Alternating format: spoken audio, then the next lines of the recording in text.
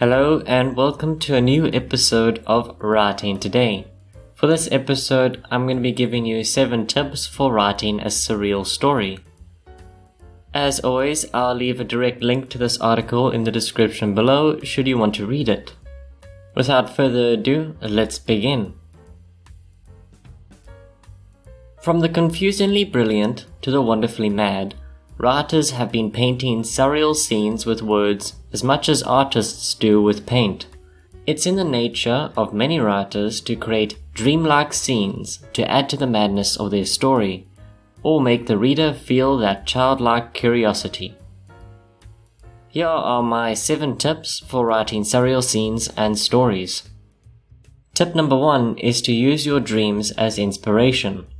The first and most obvious piece of advice when creating a dreamlike scene is to use your dreams. Nothing can match the wacky creations we create in Morpheus's embrace. Our mind is fueled by our happy moments, our sad moments, our memories, our subconscious expectations, what we eat, how we feel, and what we talk about just before we shut down for the night. It's no wonder many dreams are a sequence of weird and sometimes meaningful moments in a land that's prone to warp when you are not looking. Whether it be your dreams or someone else's, dreams are a wonderful base for any surreal story. The only problem is most dreams tend to fade in our memories soon after we wake up. Experienced dream journalists know that the best way to keep track of these dreams is to immediately write them down. A habit that can be difficult to get into when you're still feeling a little groggy from your slumber. Personally, I've used a few dreams of my own to inspire a scene or two in some short stories and novels. Most of these dreams I had stemmed from my thoughts on the stories I used them in, which helped make them fit into the theme and the storyline. While there is no guarantee of this happening with every dream you dream, any dream you might have can easily become a story with some conscious creative thinking. Tip number 2 is to lose yourself in the descriptions. I compared writers creating surreal scenes to artists painting surreal scenes at the start of this podcast. The similarity between the two is that creating such scenes in literature requires a certain artful skill. One needs to ensure the important aspects of the scene are there to form the shape, while also ensuring the scene isn't so firm and defined that the reader doesn't feel that surreal atmosphere. It's a balancing act, but not one that someone can maintain with intense focus. Rather, it is one that is maintained by losing focus. Let the lines blur. When creating these scenes, it is better to establish the essential aspects as soon as possible, so you can take a step back from the necessary and delve into the unnecessary. Dreamlike scenes need to have a weirdness to them. They need to be unbelievable. The believable needs to be framed in the bizarre. When writing these scenes, lose yourself in the descriptions. Be as flowery as you like.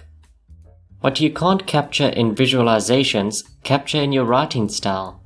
Use personification and other poetic methods to create the feeling, if not the scene. Experimentation is more than welcome. It's recommended. It also helps to be a little bonkers to create something bonkers. Tip number 3 is to make it an upside down pyramid. Much like an upside down pyramid, your story must barely be grounded. Popular surreal stories, such as Alice in Wonderland, are barely grounded in reality. There are various oddities, contradictions, and unbelievable characters, but to the wise reader, that is carefully contained madness. There is a fine line between a superb surreal story and a mind-numbing nonsensical novel. That fine line is the plot, the characters, the story. Without these things guiding the reader, making some sense of the madness, the story would lose its charm. That fine line is easy to remember when constructing a plot, but easy to forget when constructing certain scenes. If at any point in your story the reader loses interest, it is most likely due to straying too far from the logical that they no longer feel a sense of urgency or relatability or any other human emotion other than wondrous confusion. Although this might sound strange, Your unbelievable story relies on believability. If your reader loses that, if you take them too far or forget the purpose of the story for too long, your story will come off as a rambling farce of little interest. No doubt that isn't what you want your reader to think. You want to keep them intrigued. You want to test their suspension of disbelief, to keep them feeling a sense of wonder without boring them or taking them too far from the border of reality. Like an upside-down pyramid, that requires a delicate balance. Tip number 4 is to keep the story centered in the madness. Speaking of balance, let's discuss the plot. The plot is one of the elements that you can use to ground the world. It also needs to play on the madness of the story. The surreal scenes and bizarre nature of the world and its characters should be key to the plot and not serve as a sideshow to what is a realistic story. Instead, the weirdness should be the key feature of your plot.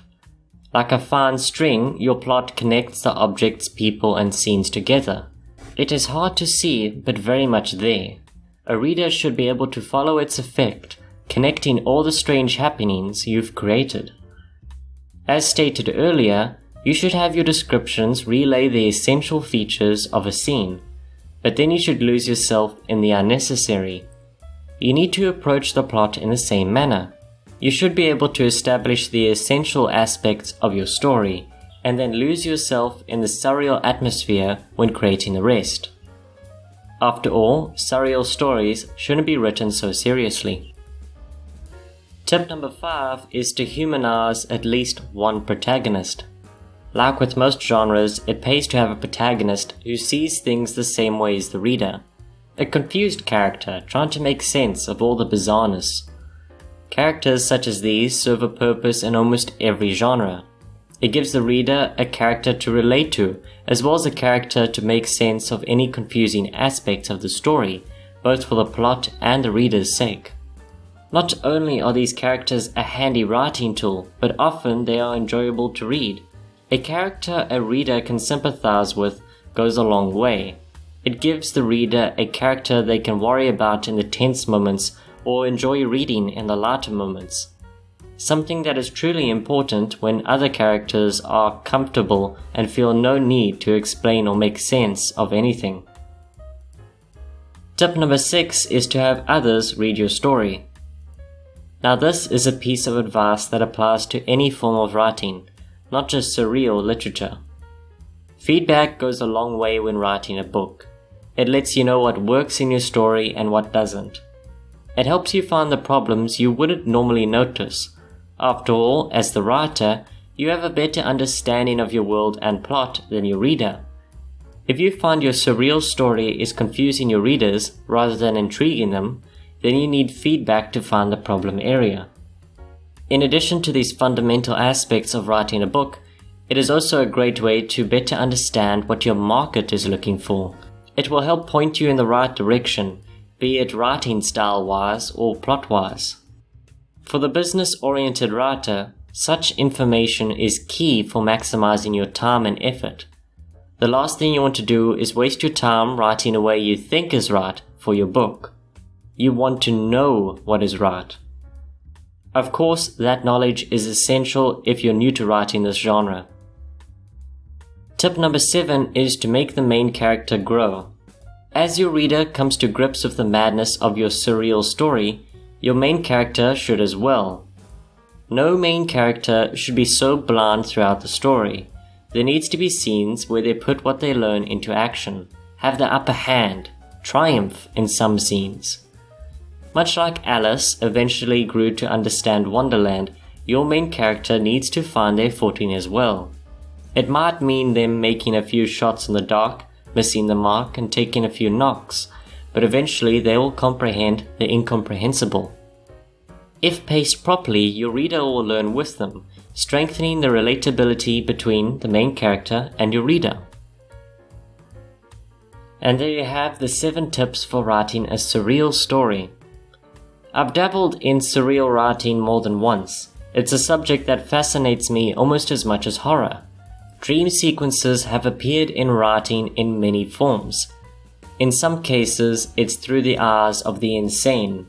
In other cases, the characters have been drugged, dazed, or hypnotized, resulting in them seeing the world differently.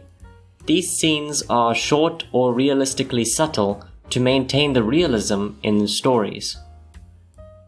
However, the stories centered around bizarre plots and/or strange worlds are normally written humorously. It makes sense for writers to abandon logic and reason in such illogical and unreasonable settings, using their humor to maintain the story. Writers such as Neil Gaiman and Terry Pratchett come to mind. With that said, this podcast has come to an end. I do hope you enjoyed and these tips will help you write your surreal story. If you want to read this blog post, I'll leave a direct link to it in the description below. And if you enjoyed this episode, please be sure to like and subscribe if you haven't already. Thank you for listening, and as always, good day, good night, and happy writing.